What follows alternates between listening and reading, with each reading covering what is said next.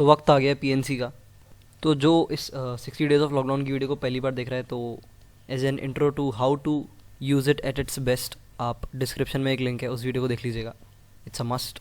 तो अब हम शुरू करते हैं सवालों के साथ। तो यहाँ पे मैं बेसिक सवाल कवर करूँगा पीएनसी के, ज़्यादा कॉम्प्लेक्सिटी में डाइव इन नहीं करेंगे क्योंकि इस चैप्टर की कॉम्प्लेक्सिटी का कोई एंड नहीं है जेई के नाम पे अगर बात की जाए तो, बट मज़ेदार भी है। तो यहाँ पे हम जेई मेंस के दायरे में रहकर और बेसिक्स को कवर करेंगे। तो यार हमारा पहला सवाल स्क्रीन के सामने, तो हमें सिंपली इन नंबर्स का यूज़ करके, ये डिजिट्स हैं हमारी एक नंबर की, इन डिजिट्स का यूज़ करके नंबर बनाने हैं, 9 डिजिट नंबर बनाने हैं। और नंबर कुछ इस तरह से होने चाहिए कि जो ऑड डिजिट्स हैं वो इवन प्लेसेस ऑक्यूपाई करें, ठीक है।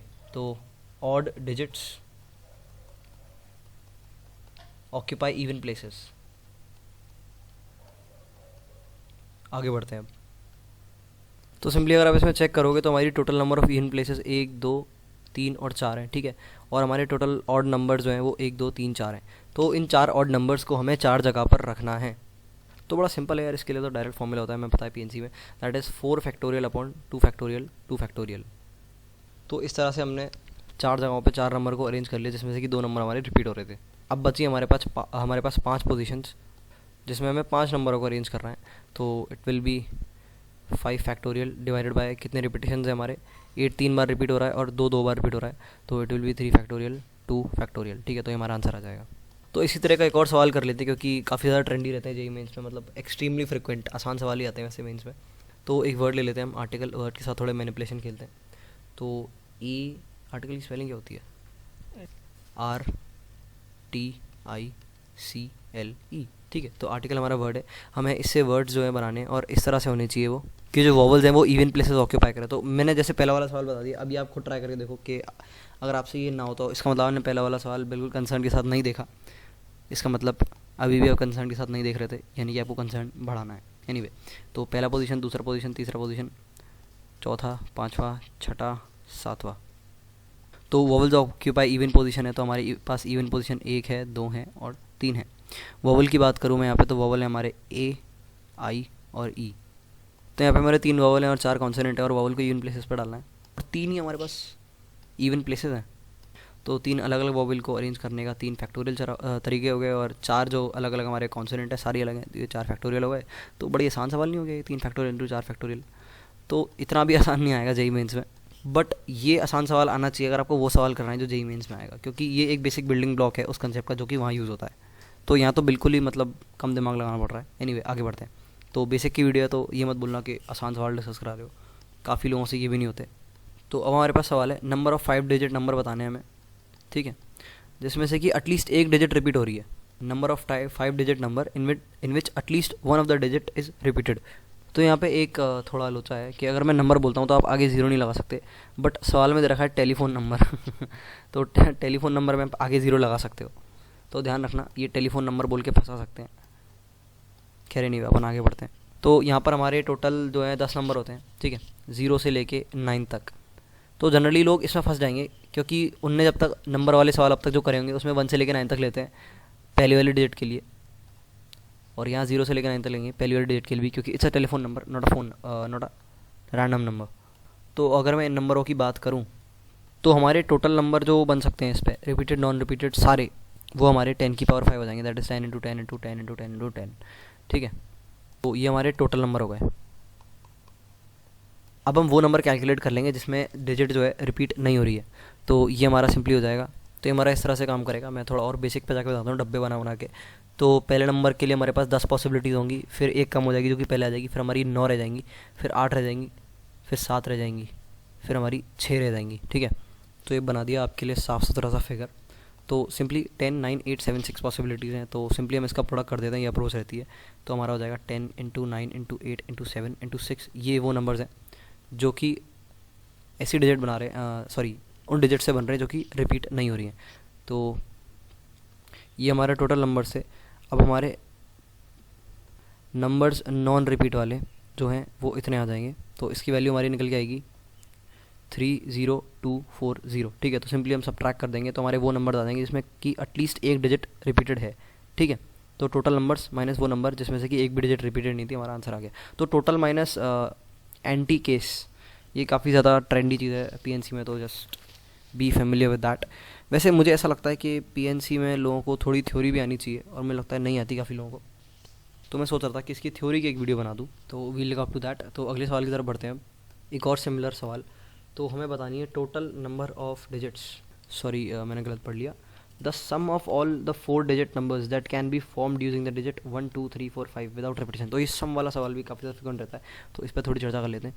तो 1 2 3 4 और 5 से मिल गए जितने भी नंबर बन सकते हैं विदाउट रिपीटेशन, उन सबका सम निकालना है। ठीक है, तो ये सवाल काफ़ी ट्रेंडी है, तो मैं इसको थोड़ा अच्छे से एक्सप्लेन करता हूँ। तो देखो, इससे रिपीट होने वाले जितने भी नंबर्स होंगे वो कुछ इस तरह से होंगे कि मैं कोई भी एक रैंडम नंबर उठा लेता हूँ। ठीक है, 1 2 3 4 और 5। ठीक है, तो हमारे जो इसे नॉन रिपीटिंग टोटल नंबर्स होंगे वो हमारे 5 फैक्टोरियल होंगे।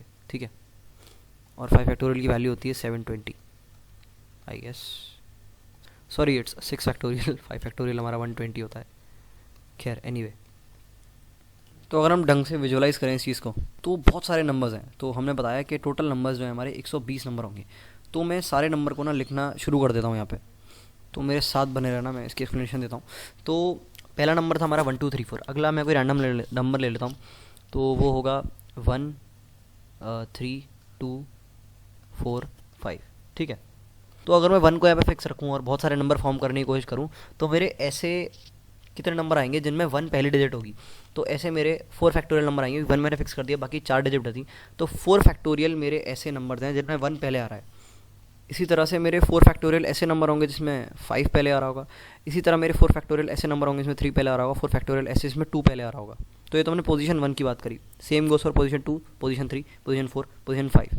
तो अगर मैं सारे नंबर एक एक करके नीचे लिखते जाऊँगा, सारे नंबर, तो हर रो में इस चीज़ को ध्यान से सुनना, हर रो में 1 24 बार रिपीट हो रहा होगा। ठीक है, और हर रो में 2 भी 24 बार रिपीट हो रहा होगा, और हर रो में 3 भी 24 बार रिपीट हो रहा होगा, 4 भी 24 बार रिपीट हो रहा होगा। Same goes for 5। ठीक है, तो मुझे सारे नंबर्स लिखने की ज़रूरत नहीं है सम निकालने के लिए। और ये मैंने इस तरह से बोला कि मैंने मान लो सारे नंबर लिख लिए। ठीक है, ये मैंने सारे नंबर लिखे हुए हैं, मान लेते हैं बहुत लंबी सी स्पेस है इसमें कि सारे नंबर लिख दिए मैंने। अब जब सारे नंबर्स को मैं लिखूंगा और मैं सम निकालने की कोशिश करूंगा, तो मुझे पता है इस रो में मेरा 1 24 बार आ रहा है, 2 24 बार आ रहा है, 3 24 बार आ रहा है, 4 24 बार आ रहा है, 5 24 बार आ रहा है। तो इस रो के जितने भी एलिमेंट्स होंगे उनका सम होगा 1 + 2 + 3 + 4 + 5 मल्टीप्लाइड बाय 24। ठीक है, तो ये आ जाएगा 15 × 24, दैट इज़ हमारा 360। ठीक है, तो यहाँ से हमें पता चल गया कि ये तो ज़ीरो आ जाएगा यहाँ पे, और यहाँ पे 36 हमारी कैरी आ जाएगी। कैरी कितना अजीब लग रहा है बोलने में। खैर छोड़ो, कुछ लोग बोलते हैं मेरी आवाज़ कैरी मिनाटी जैसी है, पता नहीं कहाँ से आते हैं ये लोग। खैर एनीवे, तो इस रो के एलिमेंट्स का सम भी हमारा 360 होगा। ठीक है, ये पूरे एलिमेंट्स का सम 360 होगा, ये हम निकाल चुके हैं। सब रो के एलिमेंट्स का सेम ही होगा इनफैक्ट। तो 360 के साथ 36 जब ऐड करेंगे तो ये हमारा हो जाएगा 36 और 360, तो 6 9 और 3, तो यहाँ पे हमारा 6 रह जाएगा, और ऊपर आ जाएगा यहाँ पे 39। फिर से अगेन 360 होगा इन सारे एलिमेंट्स के सम, तो 360 और ऐड करेंगे 39, तो 9 यहाँ 9 यहाँ, तो फिर 9 आएगा यहाँ पे हमारा, और आगे जुड़ जाएगा 39। Same goes over here, same process लगेगी, तो 9 आ जाएगा, और यहाँ पे हमारा 39 आ जाएगा, और फिर सीधा आखिरी में हमारा 399 उतरेगा मैदान में। तो ये हमारा आंसर हो गया। तो देख रहे हो, फट से सवाल का आंसर हो गया। और अगर आप किसी रैंडम बुक में जाके देखोगे, लाइक अगर बुक में ये इलस्ट्रेशन लगाओगे तो काफ़ी ज़्यादा टाइम लग जाता है, क्योंकि हमें तरीका नहीं पता होता, और वो लोगों ने सीधा NPR NKR जो भी है इन सब के फॉर्मूले में आंसर दे रखा होता है स्ट्रेट। तो मैं थोड़ा ट्रेडिशनल बंदा हूँ, मैं कोई चैप्टर तब तक नहीं करता जब तक मेरे को उसके पूरे डेडिकेटेड एंड तक प्रूव्स ना पता हूँ। आपको ऐसा नहीं करना है। जेईई मेंस में प्रूव्स जानने की ज़रूरत नहीं है हर चीज़ के, आपको बस पैटर्न याद होना चाहिए PNC जैसे चैप्टरों के लिए। हालांकि अगर आपको प्रूव्स आ सकते हैं, अगर आपके सफिशिएंट टाइम है, तो आपका एक कोई नहीं टिकेगा, तो आप फिर एडवांस से ऊपर की सोचोगे। खैर आगे बढ़ते हैं। तो ये सवाल हमने सीख लिया किस तरह से होते हैं, तो अगली बार से भाई किसी की गलत नहीं होनी चाहिए। एक और काफ़ी ट्रेंडी सवाल होते हैं, दैट इज़ रैंक। रैंक की रैंक निकाले क्या? छोड़, नहीं, कोई और सवाल लेते हैं, दैट विल बी बोरिंग, थोड़ा कॉम्प्लिकेटेड होना चाहिए। तो हम निकालते हैं मदर की रैंक, MOTHER। ठीक है, तो यार आज रैंक निकालना भी सीख लो जिन लोगों को नहीं आती है, जिन लोग इनमें स्पीडी नहीं है। तो आगे बढ़ते हैं। तो सबसे पहले हम अल्फ़ाबेटिकली अरेंज कर लेते हैं लेटर्स को यहाँ पे।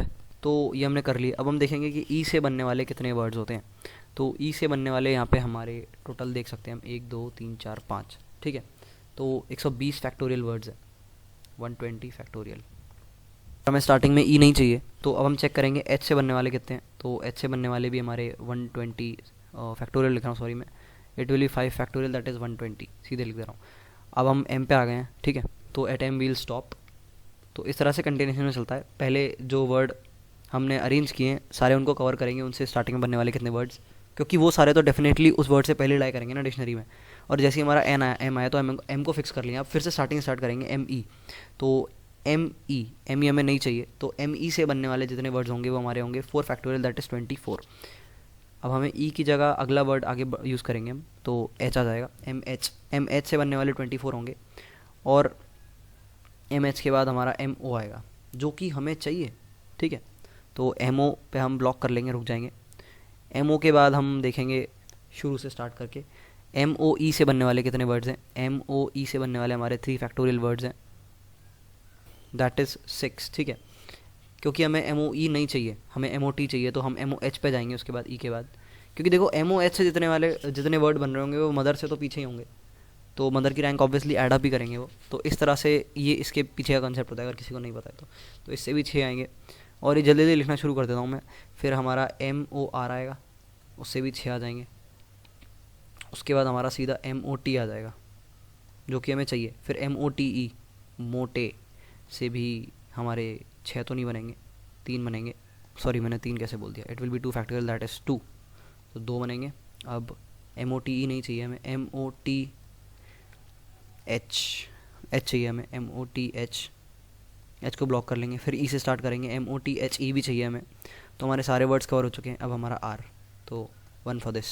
तो सबको ऐड कर लेते हैं, थोड़ा मेहनत कर लेते हैं। 120 हमारा हो जाएगा 240, और 6 2 हमारा हो जाएगा 14 और 1 15, और 24 6 हमारा हो जाएगा 54, ठीक है। अब इनको ऐड करते हैं, that is 294 plus 15 that is equals to 309, that is our answer. तो इस तरह से काम करता है। अब अगर वर्ड रिपीट भी हो रहा होगा तो बस हम वो वाला फॉर्मूला लगा देते हैं। जैसे एम ई से बनने वाले कितने वर्ड हैं, तो ये हो जाएगा हमारा 3 फैक्टोरियल अपॉन 2 फैक्टोरियल। तो नीचे जो डिनोमिनेटर में जो एलिमेंट्स आते हैं रिपीटेशन के अमाउंट को कम करने के लिए, हम उन्हें लगा देते हैं बस। तो सेम चीज़ हम उसमें करेंगे अगर वर्ड्स हमारे रिपीट हो रहे हैं। तो रैंक का सवाल गलत नहीं होना चाहिए, ध्यान रखना, रैंक का सवाल गलत नहीं होना चाहिए। ये फ्री के 4 नंबर तुम गंवा दोगे, जो कि हर किसी के आ रहे होंगे, या फिर बोलूँ हर किसी के नहीं आ रहे होंगे, क्योंकि काफ़ी लोग इतने कंसर्न नहीं रहते। तो रैंक को प्रैक्टिस करके जाना, और इसमें मैंने जितने भी सवाल कराए हैं वो सारे ट्रेंड आपको आने चाहिए अच्छे से। वैसे काफ़ी आसान सवाल हैं, मैं पीएनसी में भी अच्छे खेल कर सकता हूँ, बट पीएनसी में मैं बनाना चाहता हूँ बहुत ज़्यादा अच्छे लेवल के सवालों की अच्छी वीडियोस, जिसके लिए मुझे थोड़ी प्रिपरेशन करनी पड़ेगी। क्योंकि एक अच्छा सवाल एक्सप्लेन करना पीएनसी में एक चैलेंजिंग टास्क है। मैं तो एक्सप्लेन कर दूंगा पर आप लोगों को समझ नहीं आएगा। मेरे को इस तरह से करना है कि एक नॉर्मल बंदा भी बैठा हो तो वो भी समझ ले। तो पीएनसी पढ़ाना is not an easy task. ज़्यादातर लोग फॉर्मूला बता बता के चीज़ों को कवर करा देते हैं, उसके पीछे का लॉजिक नहीं बताते। अगर तुम किसी कोचिंग में पढ़ रहे हो तो कोर्स फ्लो वाले तो खैर लॉजिक बताते हैं, क्योंकि उनके पास बहुत ज़्यादा टाइम है, उन्होंने बताना ही है। पर वो भी काफ़ी सारी चीज़ों के लॉजिक्स मिस आउट कर देते हैं। काफ़ी सारे हमारे फॉर्मूलाज होते हैं नंबर के साथ मैनिपुलेशन करने के, हमें उन फॉर्मूलाज के प्रूफ नहीं बताए जाते। और मैं कोई चीज़ करता नहीं तो मैं प्रूफ ना कराऊँ। तो पीएनसी जब मैं पढ़ाऊँगा तो तमीज़ से पढ़ाऊँगा। So I have to segregate a lot of staff, so it will be fun. मतलब पीएनसी इस तरह से पढ़ाई जाए कि सामने वाले की ज़िंदगी बदल जाए, वो अपनी असली ज़िंदगी में पीएनसी को अप्लाई कर पाए। तो अगला सवाल हमारा कुछ इस तरह का है कि हमारे ए बी सी डी जो हैं प्राइम नंबर्स हैं, प्राइम इंटीग्रल्स हैं, ठीक है, और साथ में डी का मर गया, A B C D E. तो हमें बताना है number of divisors of a b square c, और साथ में हमारा डी और ई, और इस सी पे भी स्क्वायर लगा दें, ठीक है। तो ये प्राइम नंबर है सारे, जैसे 3 5 7 कुछ भी वैल्यू साइन कर सकते हो आप। तो आपको इनके नंबर ऑफ डिवाइजर्स बताने एक्सेप्ट वन, ठीक है। तो ये बहुत ज़्यादा आसान सवाल है, बट दिक्कत ये है कि लोगों को फॉर्मूले याद नहीं होते। 2 छोटे से फॉर्मूले याद नहीं होते जिनको अप्लाई करने में सिर्फ 1 सेकंड लगता है। तो 1 सेकंड का सवाल अगर आप पीएनसी से ट्राई मिस कर दोगे सो यू लूज़ अलॉट। तो इसका फॉर्मूला अगर किसी को याद नहीं है और इस वीडियो को देख रहा है तो अगली बार से कभी मत भूलना, क्योंकि अभी मैंने A B C D E दिया है, हो सकता है मैं कोई और नंबर दे दूँ आपको 5 6 6 9 8। उसके बाद आपको प्राइम फैक्टर्स में तोड़ना हो, फिर उनकी पावर्स देख के आपको आंसर निकालना पड़ेगा फॉर्मूले की मदद से। तो इसका फॉर्मूला सिंपली इतना होता है कि मान लो इसकी पावर कुछ है तो 1 + 1, ठीक है, इसकी पावर 1 है क्योंकि, और इसकी पावर 2 है तो इसका हमारा 2 + 1 हो जाएगा मल्टीप्लाइड में, और इसकी पावर 2 है तो 2 + 1 हो जाएगा, और इसकी पावर 1 है तो 1 + 1, और इसकी पावर 1 है तो 1+1, ठीक है। तो हम इसको जब मल्टीप्लाई करेंगे तो हमारा आ जाएगा 9 × 8 72, -1 हटाना है हमें, ओ सॉरी 78 लिख दिया मैंने, तो 78 आएगा, 72 आएगा यहाँ पे। 72 - 1 = 71। 71 मैंने -1 इसलिए किया क्योंकि 1 भी ये इंक्लूड करता है। तो एक टाइम पे बड़ी बहस चली थी, ये 1 इंक्लूड करता है यानी, इससे लेके लोगों ने सवाल बनाए थे और लोग इसी में फंस गए थे कि लोगों को ये नहीं पता था कि इसमें 1 इंक्लूडेड होता है कि नहीं, और इसका लोचा हो रहा था। तो काफ़ी लोगों का एक टाइम, मेरे को याद है मैं एक टेस्ट दे के आया था, तो काफ़ी लोग ने हाइप मचा दी थी, अरे यार एक छोटी चीज़ की वजह से सवाल गलत हो गया, आता था ये तो देख रहे हो, इस चीज़ को याद रखना। सिर्फ वो एक्सेप्ट 1 लिख देगा और आप -1 करना भूल जाओगे तो खेल ख़त्म हो जाएगा। तो फॉर्मूले को याद रखना। मुझे यही बुरी चीज़ लगती है कि मैंने फॉर्मूला बता दिया पर मैं आपको प्रूफ नहीं बता सकता, क्योंकि प्रूफ बताने में लग जाएगा बहुत ज़्यादा time, and it's not a video for theory, ये सवालों की वीडियो है। तो आगे बढ़ते हैं। हालांकि आपकी स्टैंडर्ड टेक्स्ट बुक्स में भी आपको फॉर्मूला ही मिल रहा है डायरेक्ट, काफ़ी सारी चीज़ों के लिए इस तरह की, लाइक परम्यूटेशन में ये फार्मूलाज ले लो, और कैलकुलस की बात करूँ तो एल हॉपिटल ले लो। एल हॉपिटल का किसी को फार्मूला नहीं, प्रूफ नहीं बताया जाता पर रटा दिया जाता है। तो मैं हमेशा प्रेफर करता हूँ कि मैं बिना एल हॉपिटल के सवाल को सॉल्व करूँ। लाइक मैं तब की बात कर रहा हूँ जब मुझे एल हॉपिटल का प्रूफ नहीं पता था, जब पता चल गया तो चीज़ें बदल गई। तो देखो ऐसा है, बिना रीज़न जाने चीज़ को करना भी एक आर्ट होती है, क्योंकि आपका मेन टारगेट है रैंक लाना। तो ध्यान रखना, रैंक लाना और एक्चुअली में पढ़ाई करना तो बहुत अलग अलग चीज़ें हैं। आगे बढ़ते हैं। तो the question is such that k there are 10 points in the plane, ठीक है। तो 10 पॉइंट, और इन 10 में से टोटल 6 पॉइंट तो कोलिनियर है और हमारे 4 पॉइंट कोलिनियर नहीं है। तो सिर्फ इतना ही बोलना काफ़ी है कि इन 10 में से 6 पॉइंट्स कोलिनियर है, ठीक है। तो कोलिनियर हमको पता है क्या होता है, एक लाइन पे लाई करने वाले। तो हमको बताना है कि इन सारे पॉइंट्स की मदद से हम टोटल कितने नंबर ऑफ ट्राइंगल्स बना पाएंगे। तो ये सवाल सारे ट्राई करो, देखते हैं कितने लोग कर पाते हैं। वैसे आसान सवाल है, आसान ही है, जेईई मेंस में आसान ही आते हैं। तो आगे बढ़ो और ट्राई करो और बताओ हुआ कि नहीं। स्पेसिफिकली सवाल के लिए मुझे बताना कि हुआ कि नहीं, और तुमने किसी लंबे मेथड से किया या फिर उस शॉर्टेस्ट मेथड से किया जैसे मैं बताऊँगा। तो मैं सवाल बताना शुरू करता हूँ। देखो थोड़ा सा इमेजिन कर लेते हैं सवाल को जल्दी से। 1 2 3 4 5 6 मैंने पॉइंट्स बना लिए, और बाकी कोई रैंडम पॉइंट बनाता हूँ जो कि कोलिनियर नहीं है। 4, ओ 4 लाइन में ही बना लिए मैंने जो कि कोलिनियर लग रहे हैं। तो 1 2 3 और 4, ठीक है। तो इसका सिंपल सा आंसर है इस सवाल का, बड़ा ही एक लाइन का आंसर है। तो अगर मैं सारे पॉइंट्स को मान लूँ कि कोलिनियर नहीं है, कोई भी 3 पॉइंट कोलिनियर नहीं है, तो मेरा आंसर हो जाएगा 10C3, ठीक है। तो यानी कि टोटल नंबर ऑफ ट्राइंगल अगर हम मानता बन सकते थे तो वो मेरे 10C3 होते, पर मेरा आंसर 10C3 से थोड़ा कम है, क्योंकि मैं कुछ पॉइंट्स को नहीं ले सकता। मैं इन तीनों पॉइंट्स को नहीं ले सकता ट्राइंगल बनाने के लिए, ना मैं इन 3 पॉइंट्स को ले सकता हूँ, ना मैं इन 3 पॉइंट्स को ले सकता हूँ। तो बहुत सारे केसेस मेरे कट जाएंगे, मेरे वो सारे केसेस कट जाएंगे जो कि इन तीनों पॉइंट्स को लेने से बन रहे थे, जो कि कोलिनियर है। तो मेरे को सिंपली 3 कोलिनियर पॉइंट्स चूज़ करने हैं 6 में से, दैट इज़ -6C3। खेल ख़त्म, आंसर सामने, that is equals to 100 solve करने पे। तो उम्मीद करता हूँ ये वाला सवाल आपको समझ आ गया होगा। हमने टोटल नंबर ऑफ पॉइंट्स ये मान के निकाले कि अगर देखो ट्राइंगल बनाने के लिए हमें 3 पॉइंट्स की ज़रूरत है, तो हमें 10 में से 3 पॉइंट चूज़ करने हैं। तो टोटल नंबर ऑफ इतने ट्राइंगल बन सकते थे अगर सारे पॉइंट्स कोलिनियर नहीं रहते। मतलब 2 पॉइंट तो हमेशा कोलिनियर होते ही हैं, 3 पॉइंट कोलिनियर रहते, कोई भी 3 पॉइंट कोलिनियर नहीं रहते, तो हमारा आंसर 10C3 होता। पर क्योंकि कोलिनियर थे, क्योंकि तुमने कंडीशन डाल दी, तो कुछ केसेस कम हो जाएंगे, और वो केसेस कम इस तरह से होंगे कि मैं 3 कोलिनियर पॉइंट्स को जब चूज़ कर रहा था तो मैं गलत केस काउंट कर ले रहा था। तो वो सारे केसेस मुझे एलिमिनेट करने पड़ेंगे, और वो होगा इस तरह से जो कि मैंने बताया है। एनीवे, तो ये हो गए हमारे सवाल। तो अब एक अलग टाइप का सवाल हम ट्राई कर लेते हैं। तो यहाँ पर है number of ways in which N examiner can assign 30 marks. तो 30 नंबर है, वो 8 क्वेश्चन को असाइन करने हैं, ठीक है। और 2 से कम मार्क्स का कोई भी क्वेश्चन नहीं है। तो मैं इसको प्लॉट करता हूँ। टोटल 30 मार्क्स हैं और मुझे 8 क्वेश्चनों में बांटने हैं, 1 2 3 4 5 6 7 8। So not less than 2 for each question.